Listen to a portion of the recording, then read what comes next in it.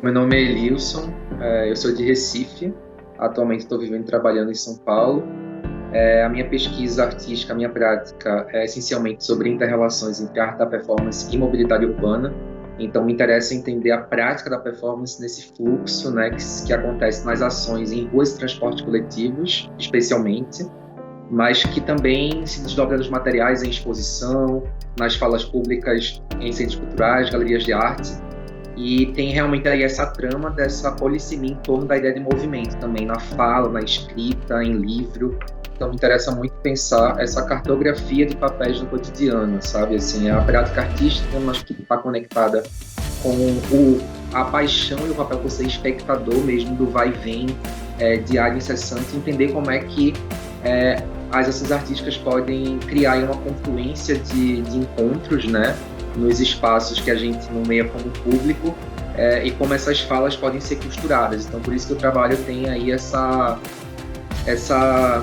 esse círculo mesmo, assim, entre as visualidades e as falas, a escrita. Então, eu posso citar como exemplo o trabalho Arte Panfletária, que é uma série, na verdade, que eu comecei em 2018, a ideia é continuar fazendo, até agora foram 5 cidades, 2018 e 2019.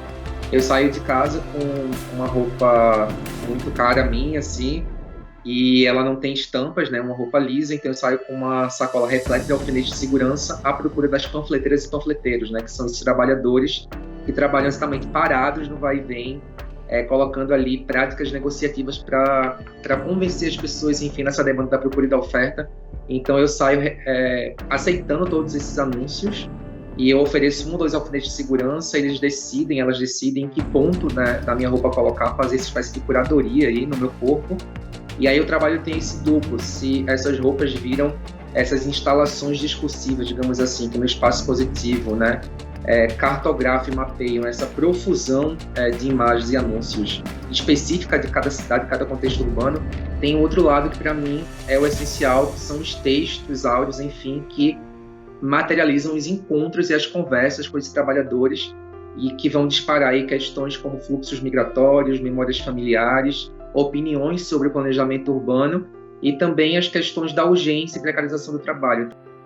Então eu penso muito ruas e transportes coletivos como essas instâncias assim de reunião discursiva mesmo, que a gente pode aí estar colocando em pauta as urgências e também negociações éticas via a estética, para a gente entender o que quer e o que pode a cidade enquanto corpo coletivo, porque acho que o trabalho de arte na rua, no transporte, traz muito essa carga da gente entender que história a gente está escrevendo, né, no meio de tantas urgências e desse desinteresse pela vida e pela morte que tem caracterizado os nossos tempos, especialmente no Brasil, e como é que as nossas histórias, né, aí eu vou entender as duas coisas com H maiúsculo, vão também se inscrevendo e escrevendo esse tempo.